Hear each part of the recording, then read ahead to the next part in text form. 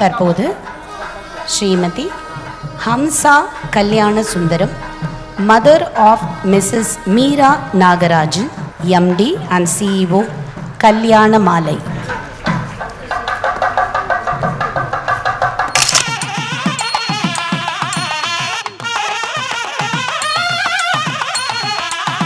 கல்யாண மாலை அப்படிங்கிறது சன் டிவியில் சீரியல்லாம் வர்றதுக்கு முன்னாடியிலேருந்து நம்ம பார்க்குற மிகப்பெரிய சீரீஸ் அது. 1000 காலத்து பயிராக இந்த கல்யாண மாலையும் செழித்து வளர்ந்து கொண்டிருக்கிறது. ஒரு 25 ஆண்டுகள், 1275 அத்தியாயங்கள், 150 லொகேஷன்ஸ், 6.5 லட்சத்துக்கு மேற்பட்ட திருமணங்கள். இவை அனைத்தும் வெறும் எண்ணிக்கைகள் அல்ல, இதெல்லாம் ஒரு சகாப்தம் மாதிரி, ஒரு புரட்சி மாதிரி அவங்க பண்ணிகிட்ருக்காங்க. அண்ட் மிக அருமையாக எழுதுவார்கள். இதயம் தொட்ட இமயம், திருமண திருத்தலங்கள் போன்ற நூல்கள், சமூக ஊடகங்கள்லையும் நிறைய கண்டென்ட் இருக்குது அவங்க சோஷியல் மீடியாவில். அம்மா சின்ன வயதில் நித்திய கல்யாண பிராப்தி ரஸ்துன்னு சொல்லியிருப்பாங்கன்னு நினைக்கிறேன். அதனால தான் அவங்களுக்கு நித்தியமாக யாரோ ஒருத்தருக்கு கல்யாணம் செஞ்சு வைக்கிற மிகப்பெரிய பாக்கியம் கிடச்சிருக்கு. அந்த ஒரு மகிழ்ச்சியோட அவங்க அம்மாவை பற்றின மகிழ்ச்சியான தருணங்களை நம்மோட பகிர்ந்துக்க வராங்க. வாங்கம்மா.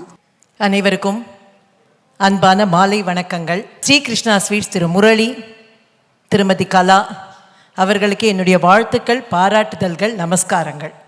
யாருமே செய்யாத ஒரு விஷயத்தை 15 ஆண்டுகளாக தவமாக செய்து கொண்டிருக்கும் அவர்களுக்கு என்னுடைய வாழ்த்துக்களையும் நமஸ்காரங்களையும் தெரிவித்துக் கொள்கின்றேன்.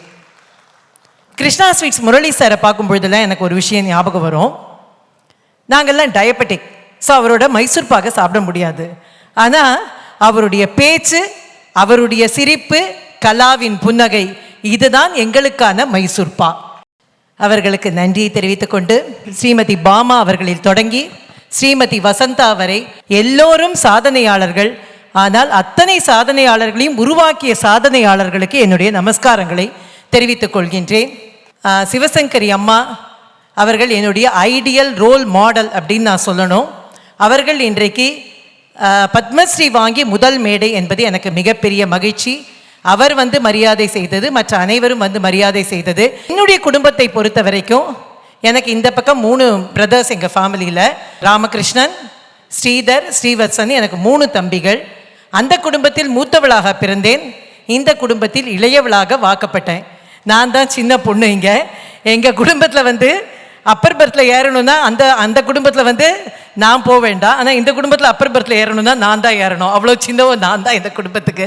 ஆனால் இந்த குடும்பத்தை நினைக்கும் பொழுது எனக்கு என்ன தோன்றும் என்றால், ஒரு விஸ்வரூப தரிசனம் பார்க்குறோம். பெருமாளோட ஒரு தரிசனத்தை பார்த்தோன்னா எல்லா முகங்களும் இருக்கும், ஆனால் சென்டரில் ஒரு முகம் இருக்கும். அந்த எல்லா முகங்களும் அதனுள் அடக்கம்.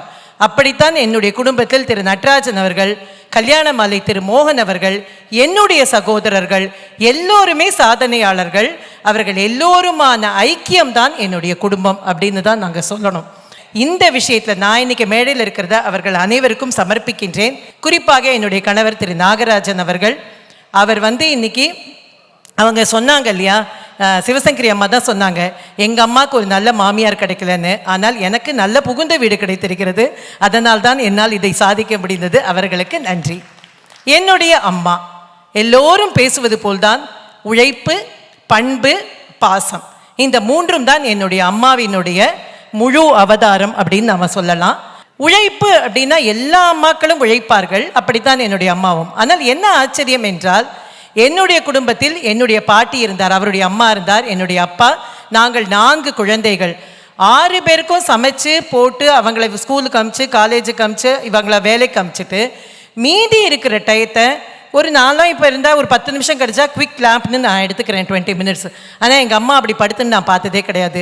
ஏதோ ஒரு உயர்கூட பின்னுவா, ஏதோ ஒரு டெய்லர், எதுக்குமா இதை பண்ணுறேன்னா, இல்லடி ஏதோ ஒரு சின்ன வருமானம் வந்துட்டு போட்டோமே அப்படின்னுவா. அந்த மாதிரியான உழைப்பை எல்லாம் இன்று நினைக்க முடியுமான்னு கூட தெரியல. அப்படி உழைத்தவர் என்னுடைய அம்மா. அதாவது இங்கேருந்து ஹாஸ்பிட்டலுக்கு போவாங்க, ரயில்வே ஹாஸ்பிட்டல் பெரம்பூர். அந்த 20 மினிட்ஸ் ட்ரெயினுக்குள்ளே எல்லா கிச்சன் வேலையும், காய்கறி நெருக்கிறது எல்லாம் பண்ணின்னு போயிடுவா. அது மாதிரி பண்ணக்கூடிய விஷயமெல்லாம் நினைக்க கூட முடியாது. இந்த ஜெனரேஷனால் இதெல்லாம் கனவுல கூட நினைக்க முடியாது. அப்படிப்பட்ட ஓய்வறிவா உழைப்பாளி அப்படின்னா என்னுடைய அம்மாவை நான் சொல்லலாம்.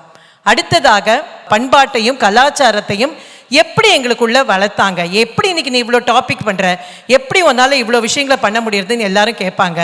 அதனுடைய விதை என்னுடைய அம்மா போட்டது. எங்கள் அம்மா வந்து விஸ்வாமத்தில் நாங்கள் இருந்தோம். எங்கள் அம்மா வந்து அந்த ஊரில் வந்து அந்த இடத்துல வந்து நாங்கள் ஒரு நடுத்தரமான குடும்பம். ஆனால் எங்கள் குடும்பத்தில் செய்யும் வரலட்சுமி நோன்பு, எங்கள் வீட்டில் பண்ணுற நவராத்திரி, எங்கள் வீட்டில் மார்கழி பூஜை, இதெல்லாம் பார்ப்பதற்குன்னே வெஸ்மாபலத்தில் ஒரு க்ரௌட் இருக்கும். அந்த மாதிரி எங்கள் அம்மா வரலட்சுமி நோன்புக்கு ஒரு வாரத்துக்கு முன்னாடி அந்த பெயிண்ட் அடிக்கிறதுலேருந்து அந்த நவராத்திரிக்கு முகம் வரைஞ்சிட்டு அடுத்த வருஷம் பார்த்தா அதே மாதிரி இருக்கும் அந்த முகம். நான் கேட்பேன், அம்மா பீரோவில் எடுத்து வச்சியா முகத்தை, எப்படி அதே முகத்தை திரும்பி வரைஞ்சேன்னு.